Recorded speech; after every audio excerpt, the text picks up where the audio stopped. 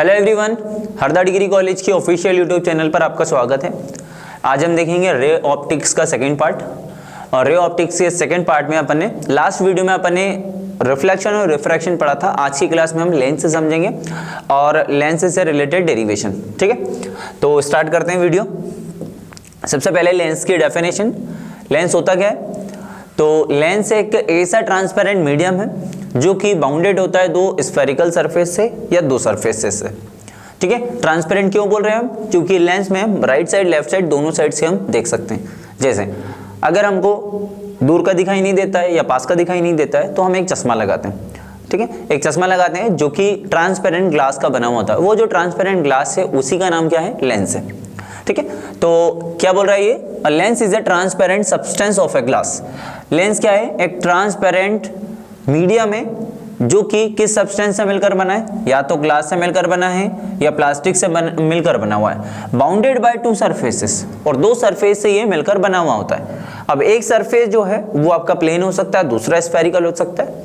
ठीक है, या दोनों के दोनों स्फेरिकल हो सकते हैं, लेकिन एक सरफेस हमेशा क्या होगा? स्फेरिकल होगा।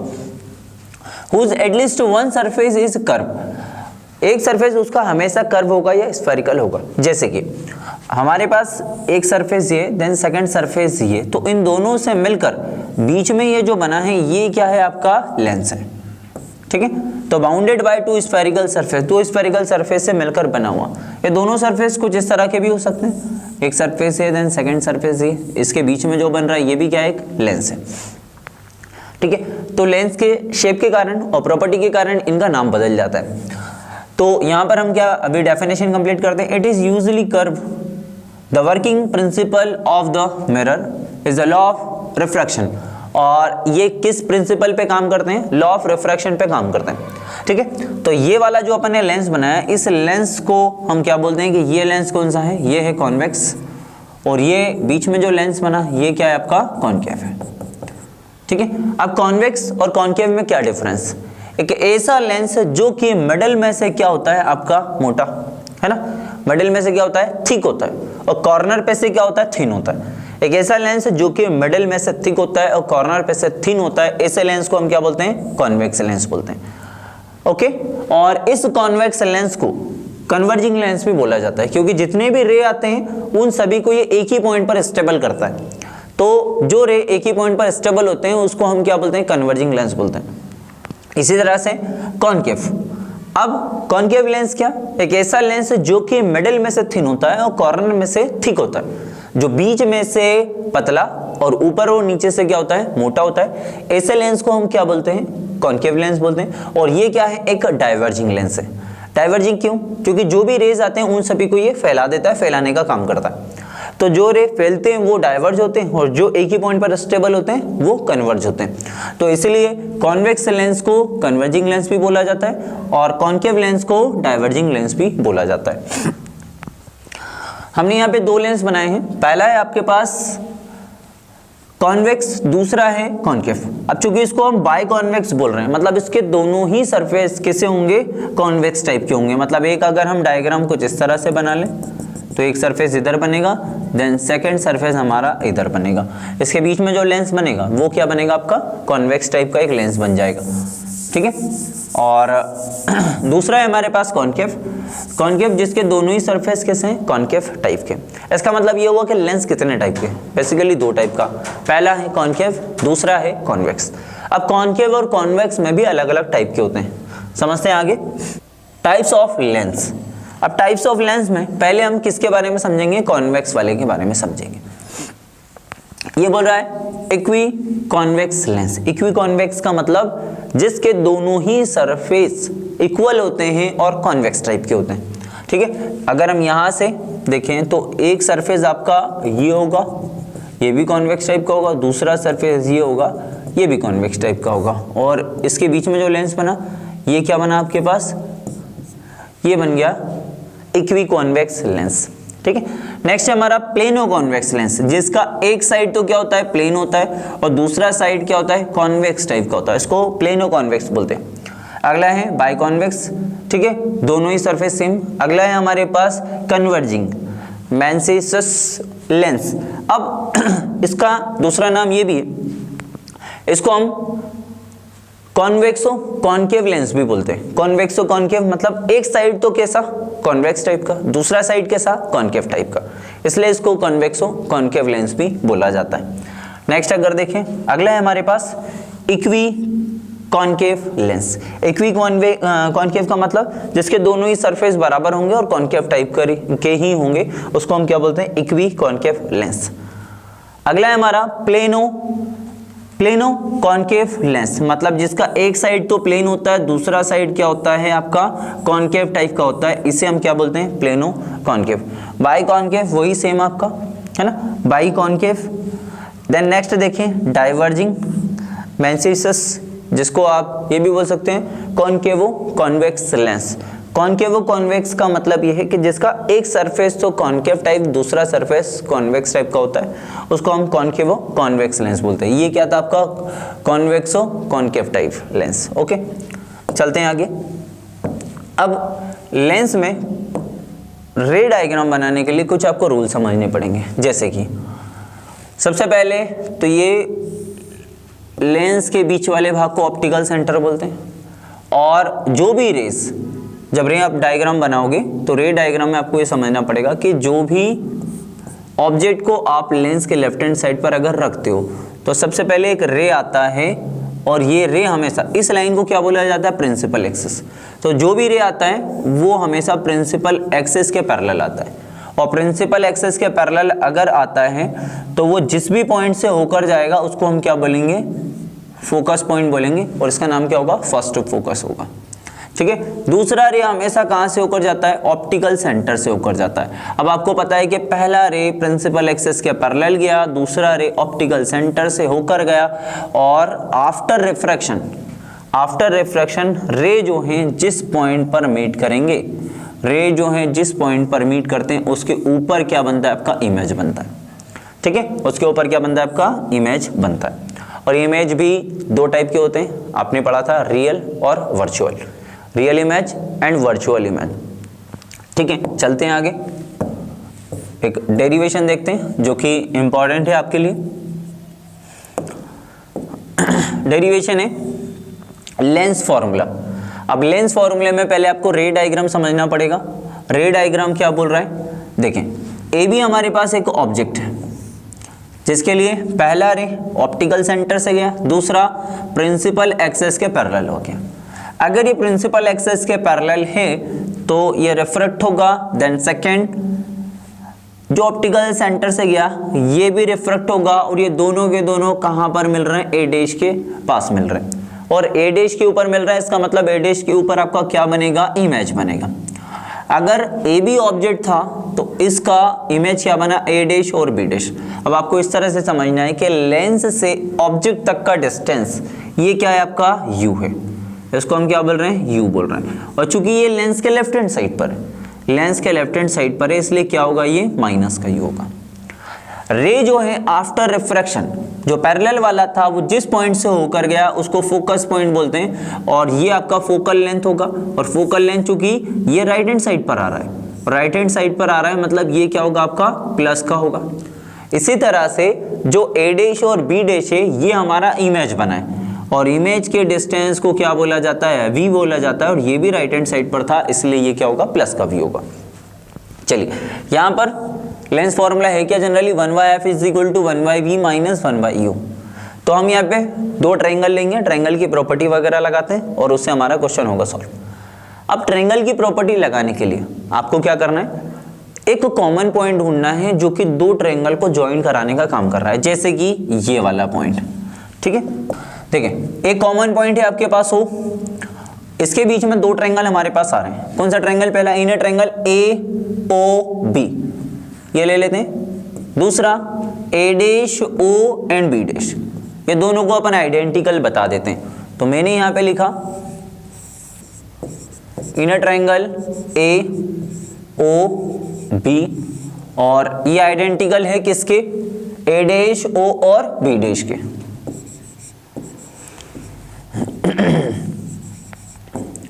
ठीक है, तो यहां पर जो AB होगा वो किसके करस्पॉन्डिंग होगा, A डैश और B डैश के। इज इक्वल टू जो BO होगा, BO होगा वो किसके करस्पॉन्डिंग होगा, OB डैश के होगा या B डैश O के होगा। इक्वेशन नंबर फर्स्ट देखिए आपने ये तो ले लिया, देन अब चलते हैं आगे। दूसरा कोई सा ट्रायंगल दिख रहा है क्या यहाँ पे, तो दूसरा ट्रायंगल दिख रहा है हमारे पास, कौन सा है, DF2O, एक तो ये दिख रहा है हमें, और दूसरा A डैश F2B डैश, ये दो हमारे पास दिख रहे हैं हमको, है ना। ट्रायंगल DF2O, इसको आइडेंटिकल बता देते हैं किसके, triangle A dash O B dash के। चलिए तो जो DO होगा वो किसका, A डैश B डैश का करस्पॉन्डिंग इज इक्वल टू जो OF2 होगा वो किसका करस्पॉन्डिंग होगा, F2B डैश का। अब यहां पर देखें जो आपका DO है वो किसके बराबर दिख रहा है, AB के बराबर दिख रहा है, तो DO इज इक्वल टू कितना है आपका AB है। कर दो इसको चेंज, जो DO है वो AB में चेंज, तो AB अपॉन में A dash B dash is equal to OF2 upon में F2B dash. Equation number second. अब आप देखेंगे इक्वेशन नंबर फर्स्ट और सेकेंड दोनों के LHS बराबर है, ये वाला वैल्यू इस वाले वैल्यू के बराबर है। अगर इक्वेशन नंबर फर्स्ट और सेकंड में LHS बराबर हैं तो RHS भी क्या होंगे, बराबर होंगे। तो हम बोल सकते हैं कि from equation number first is equal to equation number second. Equation first और सेकंड से जो आपका BO है वो किसके बराबर, B डैश O के बराबर। इसी तरह से इक्वेशन नंबर सेकंड में जो आपका OF2 है ये किसके बराबर, F2B डैश के बराबर। ठीक है, अब ये दोनों वैल्यू आ गए। अब हम अगर साइन कन्वेंशन लगाएं तो BO, जो BO है इसका वैल्यू क्या, मैं यहाँ पे वैल्यू लिख लेता हूँ पहले सभी के। BO जो है ये है length of object. Length of object कितना है आपका, माइनस का U है, क्योंकि लेंस के लेफ्ट हैंड साइड पर था, माइनस का U। इसी तरह से B डैश O, जो B डैश O है, B डैश O ये टोटल हमारे पास क्या है, लेंथ ऑफ इमेज, ये आपका V है। OF2 कितना है आपके पास, focal length F। Then last हमारे पास बचा है F2B डैश। और अगर हम F2B डैश का वैल्यू निकालें तो F2B डैश का मतलब V में से कितना माइनस करना पड़ेगा, F माइनस करना पड़ेगा, तो ये हो जाएगा V माइनस F। तो ये वैल्यू आ रहा है आपके पास। हमने क्या किया, दो ट्रायंगल लिया। पहला ट्रायंगल हमारे पास 1 वाला ये था, देन सेकंड वाले हमने ये पूरे को ले लिया। ठीक है, ये दोनों को लेने के बाद हम कहाँ पर गए, सेकंड वाले हमने DF2O और A डैश F2 और B डैश इन दोनों में कंपैरिजन कर लिया और इन दोनों को आइडेंटिकल बताकर इन दोनों में अपन ने सिमिलरिटी की प्रॉपर्टी लगाई, करस्पॉन्डिंग साइड को करस्पॉन्डिंग साइड्स के सेम प्रोपोर्शन में रख दिया, देन वैल्यू निकाला। अब वैल्यू निकालने के बाद इसको रख देते हैं इस इक्वेशन में, देखते हैं क्या आता है फिर।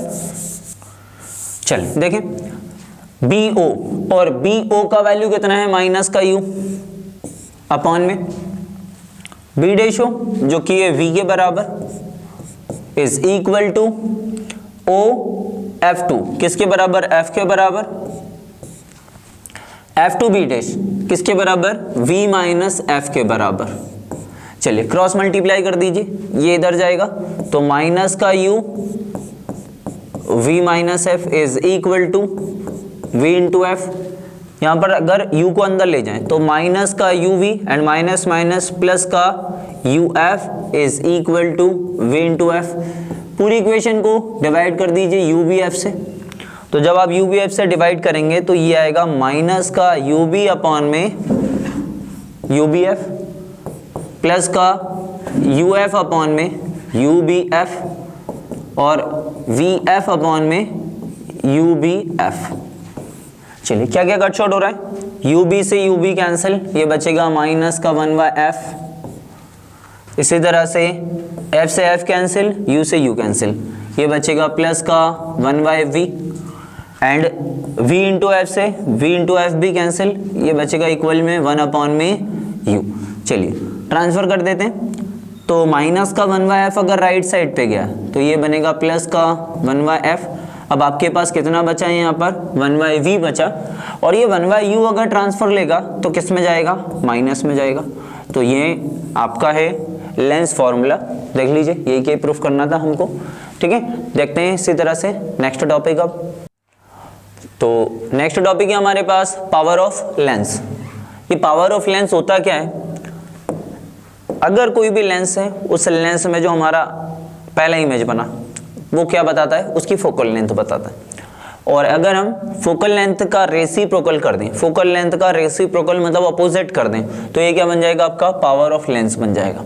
ठीक है, पावर ऑफ लेंस जनरली होता क्या है कि किसी भी एक नॉर्मल व्यक्ति को अगर देखने में प्रॉब्लम है, लॉन्ग साइडनेस है या शॉर्ट साइडनेस है, निकट दृष्टि 2 से या दूर दृष्टि 2 से, तो उसका मेजरमेंट जो किया जाता है वो पावर ऑफ लेंस में किया जाता है।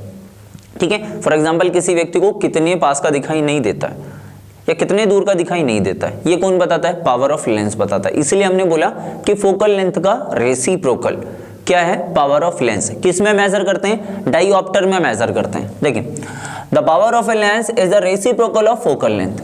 फोकल लेंथ का जो रेसिप्रोकल है उसको हम क्या बोलते हैं, उसको हम बोलते हैं पावर ऑफ लेंस बोला जाता है। फॉर्मूला क्या, power is equal to 1 focal length. यहाँ पर फोकल लेंथ निकालेंगे तो क्या बन जाएगा, focal length is equal to 1 power. The ऐसा unit of power is dioptre. किस में मेजर किया जाता है, डाईऑप्टर में मेजर किया जाता है। ठीक है, अब अगर हम इसको एक डाईऑप्टर कर दें, कि आपने ये बोला कि P is equal to 1/f, और जिसमें पावर को आप किस में मेजर कर रहे हो, डाईऑप्टर में, तो 1 कितना बनेगा, फोकल लेंथ। फोकल लेंथ या तो मीटर में होगा या सेंटीमीटर में होगा। तो 1 डायोप्टर अगर हम बनाएं तो 1 डायोप्टर इज इक्वल टू कितना, 1 मीटर। तो क्या बोल रही है, 1 dioptre is the power of a lens which focal length is 1 metre. तो जो 1 डायोप्टर है वो किसके बराबर होता है, वो लेंस की फोकल लेंथ के बराबर होता है, लेकिन फोकल लेंथ कितनी होना चाहिए, 1 मीटर होना चाहिए। 1 डायोप्टर पूछ लेता है कई बार एग्जाम में। ठीक है, आगे ये इंपॉर्टेंट की पॉइंट है आपका, the power of a convex lens is a positive. जो कॉन्वेक्स लेंस होता है उसका जो पावर ऑफ लेंस है वो क्या माना जाता है, पॉजिटिव माना जाता है। और इसी तरह से जो कॉनकेव लेंस है उसको क्या माना जाता है, नेगेटिव माना जाता है। ठीक है, जो आपका पावर ऑफ कॉन्वेक्स लेंस है वो क्या होता है, पॉजिटिव, और पावर ऑफ कॉनकेव लेंस है वो क्या होता है, हमेशा नेगेटिव होता है। चलो देखते हैं आगे, combination of 2 thin lenses. Important derivation है, कॉम्बिनेशन ऑफ 2 थिन लेंसेस। समझे रे डायग्राम, मेरे पास O एक पॉइंट साइज का ऑब्जेक्ट है, यहां से एक रे आया। अब आपको पता है कि अगर लेंस हमारे पास ये है और ऑब्जेक्ट को आपने ये रखा तो इसके साथ 2 रूल लगते हैं। पहला रे ऑप्टिकल सेंटर से जाता है, दूसरा प्रिंसिपल एक्सिस के पैरेलल जाता है। यही है, जब आपने ऑब्जेक्ट के साइज को छोटा कर दिया है ना, बहुत ज़्यादा छोटा कर दिया कि अब ऑब्जेक्ट आपका छोटा सा है, इतना सा है पॉइंट साइज का, तो जो पैरेलल वाला है ना वो अब यहाँ से जाएगा, और ऑप्टिकल सेंटर वाला जो है ना वो प्रिंसिपल एक्सिस से ही होकर जाएगा, क्योंकि अब उसके पास इतना स्पेस ही नहीं है ना। अब इमेजिन कीजिए कि अब आपके पास ऑब्जेक्ट जो है ना वो ये है पॉइंट साइज का, इसके सामने आपने एक कॉन्वेक्स लेंस को रखा, तो पहला पैरेलल आता था, अब पैरेलल वाला कुछ इस तरह से जाएगा, दूसरा ऑप्टिकल सेंटर से जाता था तो ऑप्टिकल सेंटर से ये वाला रे जाएगा। तो इस तरह से हमारे पास ये 2 रे जाएंगे। ठीक है, अगर ये 2 रे जाएंगे तो हम यहाँ पर देखेंगे कि ये रे एक गया, दूसरा रे कुछ इस तरह से आया। इसका मतलब ये है कि आफ्टर रिफ्रैक्शन, यहाँ पर रिफ्रैक्शन भी हो गया, आफ्टर रिफ्रैक्शन रे जो है वो इस पॉइंट पर आकर इंटरसेक्ट करे। तो यहाँ पर ऑब्जेक्ट आपका O ये था, चूंकि ये लेंस के लेफ्ट हैंड साइड पर है तो इसको अपन U मान लेते हैं, और जैसे ही ये रे इंटरसेक्ट करा मतलब यहाँ पर आपका इमेज बन गया, और वो इमेज अपन I मान लेते हैं। तो इमेज अगर बना तो इसको हम क्या बोलेंगे कि ये क्या होगा, आपका V होगा। ठीक है, क्लियर है। तो ये हमारे पास फर्स्ट सरफेस A के लिए अपन ने रे डायग्राम देखा। मैं यहाँ पे लिखता हूँ कि refraction through a first surface, मतलब ए वाले के लिए अगर हम रिफ्रैक्शन देखें तो रिफ्रैक्शन क्या बन रहा है इस ए वाले के लिए, बस आपका O पॉइंट साइज का ऑब्जेक्ट, यहाँ से एक रे चला गया और अपन ने एक लेंस लगा के रखा है। अब यहाँ पे combination of two thin lenses था, है ना, कॉम्बिनेशन ऑफ थिन लेंसेज। तो हम पहले लेंस के लिए समझ रहे हैं, देन सेकेंड लेंस के लिए भी हम रे डायग्राम बनाएंगे। तो पॉइंट साइज का ऑब्जेक्ट यहाँ से रे आया, दूसरा रे कहाँ से जा रहा है, ऑप्टिकल सेंटर से होकर जा रहा है। ये दोनों ही रे क्या कर रहे हैं, कहाँ पर जाकर मीट कर रहे हैं, तो यहाँ पर आई डैश पर आकर ये क्या करेंगे, मीट करेंगे, क्योंकि हम पहला इमेज कहाँ पर मान रहे हैं, आई डैश पर मान रहे हैं। ओके, क्लियर है। तो आप इस तरह से समझे, अगर ये आपको डायग्राम क्लियर नहीं है तो आप इस तरह से समझ लें, ये हमारे पास लेंस है पहला वाला, यहाँ पर वो आपका पॉइंट साइज का ऑब्जेक्ट था, फर्स्ट रे आया यहाँ पर आके मीट कर गया, ठीक है। सेकेंड रे ऑप्टिकल सेंटर से होकर गया और वो यहाँ पर आके इंटरसेक्ट करा। फर्स्ट वाले के लिए अपन इसको मान लेते हैं लेंथ ऑफ ऑब्जेक्ट u है, देन जो इमेज बना उस इमेज को अपन मान लेते हैं कि ये इमेज हमारा क्या होगा, v डैश होगा। ये अपन ने किया है कि ये आई डैश पर मान रहे हैं और आई डैश पर जो इमेज बन रहा है वो कहाँ पर बन रहा है, या लेंथ ऑफ इमेज क्या है आपका, v डैश है। यहाँ पर अगर हम लेंस फॉर्मूला लगाएं तो 1/f इज इक्वल टू कितना होता है, 1/f is equal to 1/v minus का 1/u। तो इस केस में जो सरफेस आपका a है, जो लेंस आपका a है, उस लेंस a वाले के लिए u तो आपका u ही है, बट लेंथ ऑफ इमेज जो है इस a वाले के लिए अगर हम देखें तो इसका जो इमेज बना है वो कहाँ पर बना है, आई डैश पर बना है, और इसका लेंथ क्या है आपका, v डैश। तो हम यहाँ पर सबको तो सेम रखेंगे, लेकिन v क्या है आपका, v डैश है। ये हो जाएगा 1/f is equal to 1/v dash minus का 1/u, इक्वेशन नंबर फर्स्ट। इसी तरह से आप सरफेस b के लिए समझें, तो सरफेस b में अब इधर वाला आपको नहीं देखना है, इधर वाले का आप कोई काम नहीं है। जैसे हम सरफेस b पर जाते हैं तो यहाँ पर तो कोई रियल ऑब्जेक्ट नहीं है, यहाँ पर तो कोई रियल ऑब्जेक्ट नहीं था, लेकिन ये जो आई डैश है ना, ये क्या है आपके पास, ये इमेज बना था। ये इमेज इस लेंस के लिए किसका काम करता है, ऑब्जेक्ट का काम करता है। मतलब ये जो अब आपके पास आई डैश है, ये लेंस बी के लिए किसका काम कर रहा है, ऑब्जेक्ट का काम कर रहा है।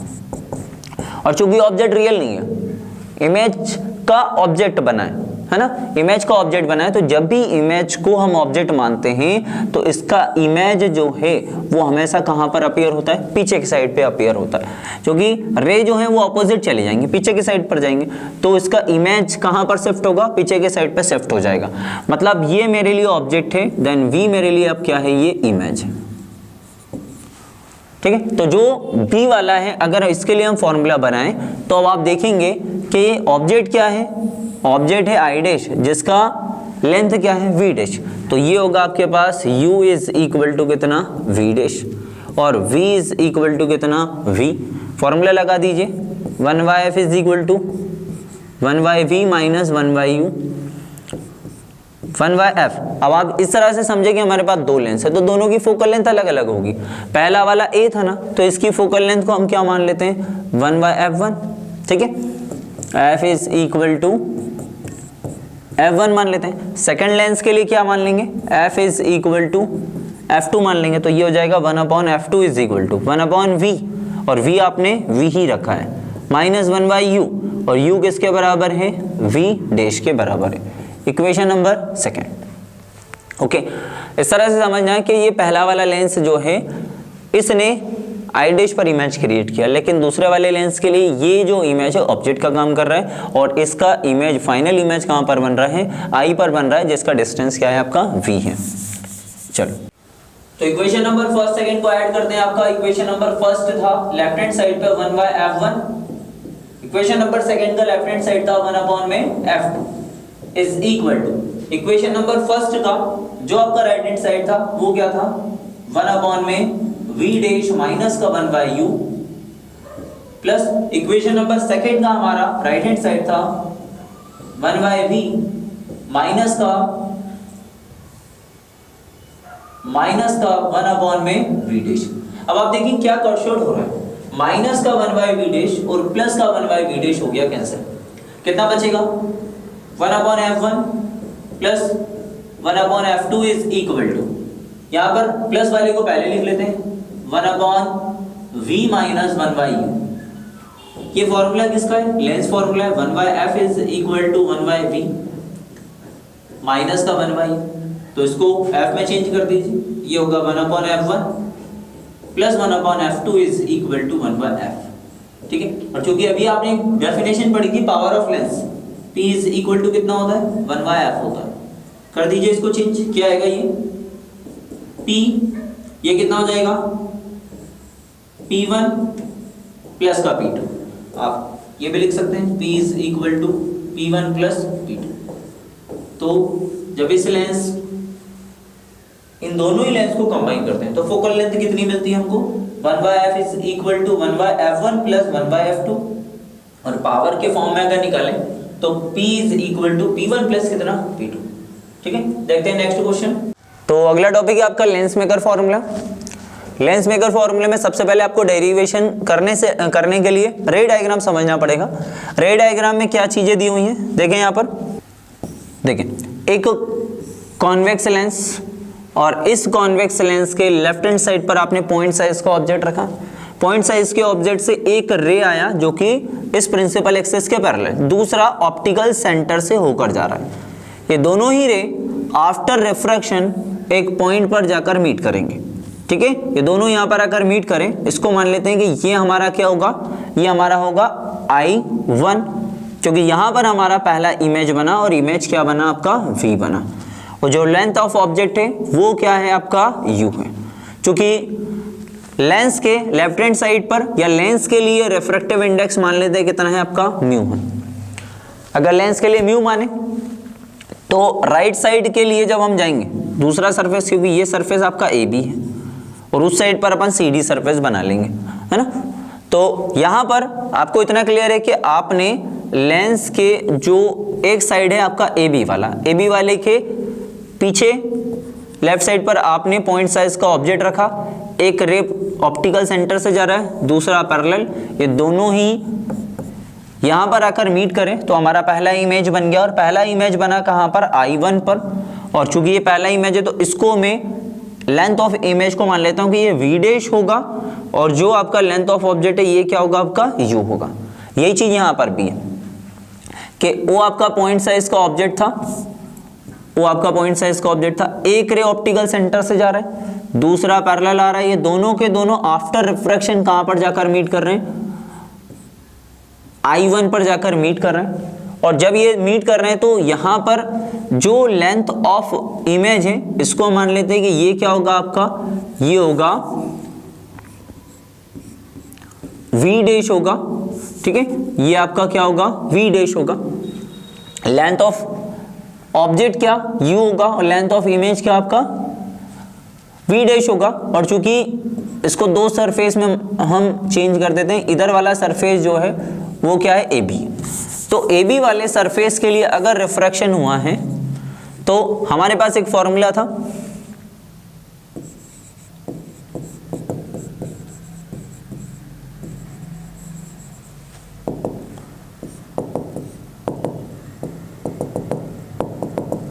Refraction through a spherical surface. और स्फेरिकल सरफेस के लिए रिफ्रैक्शन फॉर्मूला क्या होता है, mu upon V minus 1 by U is equal to mu minus 1 upon में R। ये फॉर्मूला है। जब हम सरफेस AB के लिए इसको लेकर चलते हैं, जो AB सरफेस है, इस AB सरफेस में रिफ्रैक्टिव इंडेक्स आपका म्यू है।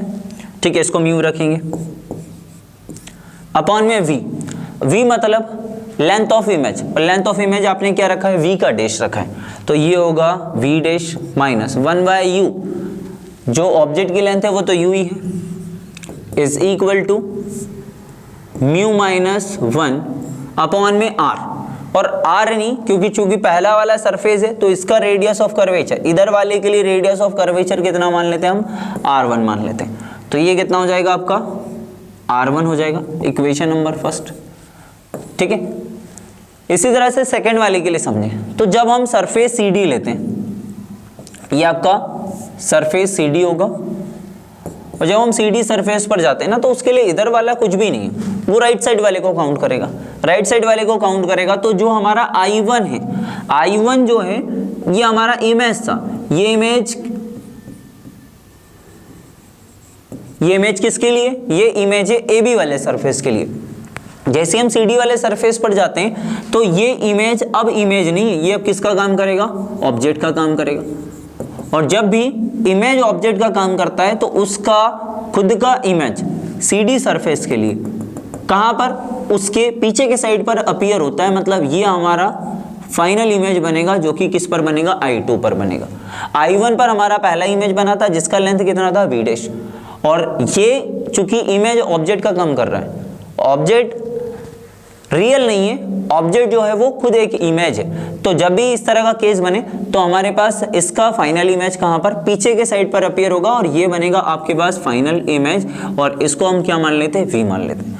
मतलब CD सरफेस के लिए अगर मैं रिफ्रैक्शन फॉर्मूला लगाऊं तो फॉर्मूला क्या है,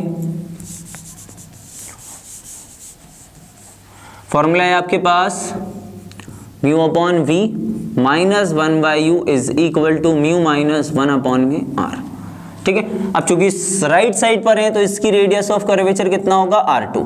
यहाँ पर रिफ्रैक्टिव इंडेक्स म्यू, इसके अपोजिट साइड पर चलेंगे, अपोजिट करेंगे क्योंकि रे उल्टे चलेंगे। तो यहाँ पर प्रिंसिपल ऑफ रिवर्सिबिलिटी के अकॉर्डिंग जो म्यू है वो कितना हो जाएगा, 1/μ हो जाएगा। कर दें चेंज, म्यू हो गया 1/μ। v लेंथ ऑफ इमेज, तो v रखा है आपने, ये v होगा, माइनस का 1/u। अब u नहीं है क्योंकि u तो लेफ्ट साइड पर था, राइट साइड पर गए, तो जो हमारा ऑब्जेक्ट है उस ऑब्जेक्ट का लेंथ कितना है, v का डैश है, ये होगा v' is equal to mu को 1/μ -1 में कितना, r2। इस पूरी इक्वेशन को बैलेंस करने के लिए क्या कीजिए, आप यहाँ पर पूरे में म्यू से मल्टीप्लाई कर दीजिए बोथ साइड में।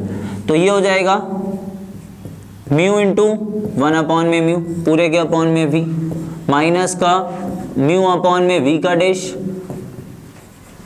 म्यू इंटू 1/μ माइनस का म्यू, क्योंकि 1 से करेंगे तो म्यू हो जाएगा, पूरे के अपॉन में कितना, r2। अब क्या क्या कैंसिल हो रहा है, म्यू से म्यू कैंसिल, म्यू से म्यू अगर अपन ने कैंसिल किया तो कितना आया, म्यू से म्यू अगर अपन ने कैंसिल किया तो कितना आया, 1/v माइनस यहाँ पर μ/v का dash is equal to mu से म्यू भी कैंसिल, 1 माइनस μ/r2, ये आ रहा है। क्या करें, इसको इक्वेशन नंबर सेकंड दे देते हैं। इक्वेशन नंबर फर्स्ट और सेकंड ये हमारे पास दोनों आ गए। पहले अपन ने एक सरफेस के लिए निकाला था, फिर अपन ने दूसरे सरफेस के लिए निकाला। इसको और अगर चेंज करना चाहो तो ये भी लिख सकते हो, 1/v μ/v का डैश इज इक्वल टू, अगर हम इसका माइनस कॉमन निकाल लें तो ये बन जाएगा म्यू -1/r2। इसको मान लेते हैं इक्वेशन नंबर सेकंड। ठीक है, अब फर्स्ट और सेकंड दोनों को ऐड करते हैं, जो का फाइनल रिजल्ट समझते हैं फिर।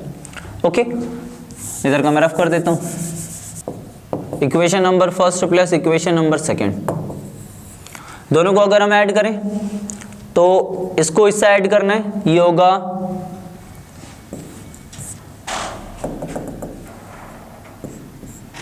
(1/v माइनस μ/v का डैश प्लस लेफ्ट को लेफ्ट से ऐड कर रहे हैं अपन, μ/v का डैश माइनस का 1/u इज इक्वल टू। ठीक है, राइट साइड वाले को राइट साइड से करना है, तो ये होगा आपका माइनस का μ-1 अपॉन में माइनस का μ-1 अपॉन में r2। ठीक है, यहाँ पर हमने सेकंड को फर्स्ट से ऐड किया ना, सेकंड वाला ऊपर है, फर्स्ट वाला नीचे, प्लस म्यू माइनस 1 अपॉन में R1, ये आ रहा है। कुछ कट शॉर्ट हो रहा है क्या? तो देखें, ये नेगेटिव या पॉजिटिव कैंसिल, कितना बचा 1 upon V minus 1 upon U is equal to, ये प्लस वाला है इसको पहले लिख लो, म्यू माइनस 1 अपॉन में R1, बीच में क्या बचा minus, minus mu minus 1 upon में R2। ये दो फॉर्मूला है, बाइलेंस formula 1 upon F is equal to, दोनों में से म्यू माइनस 1 को अगर हम कॉमन निकालें तो कितना बचेगा 1/R1 माइनस 1/R2। ठीक है, ये आपके पास फाइनल फॉर्मूला बच रहा है कि 1/f is equal to mu minus 1 1/R1 minus 1/R2। और आप यहाँ पर कुछ बुक्स में ये भी फॉर्मूला लिखा हुआ होता है कि 1/f is equal to mu minus 1 1/R1 minus 1/R2 और म्यू 2 माइनस म्यू 1 अपॉन में म्यू 1 1/R1 माइनस का 1/R2। अच्छा, म्यू 2 कौन सा मीडियम, जहाँ पर रे जाता है, म्यू 1 कौन सा मीडियम, जहाँ से रे आता है। तो यहाँ पर ज़्यादातर हम एयर मानते हैं और एयर का रिफ्रैक्टिव इंडेक्स कितना है 1 है, और दूसरा म्यू जहाँ पर रे जाता है जिसका रिफ्रैक्टिव इंडेक्स जो भी दिया हुआ है, फॉर एग्जांपल ग्लास दिया हुआ है, जो भी दिया हुआ है, वाटर दिया हुआ है, वो हम रखते हैं। ओके, तो लेंस में इतने डेरिवेशन आपके इंपॉर्टेंट थे, आप इसके न्यूमेरिकल भी और लगा सकते हैं। और भी ज़्यादा टॉपिक के लिए हम मिलेंगे नेक्स्ट वीडियो में।